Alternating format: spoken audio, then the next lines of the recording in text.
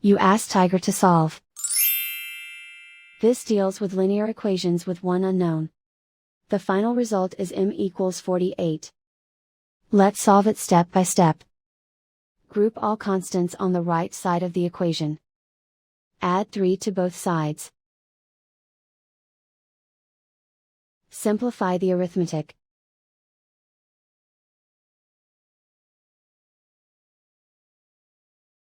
Isolate the m. Multiply both sides by inverse fraction 6/1.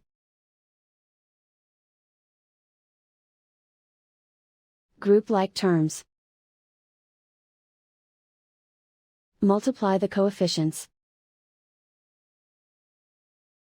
Simplify the fraction. Simplify the arithmetic. And so the final result is m equals 48.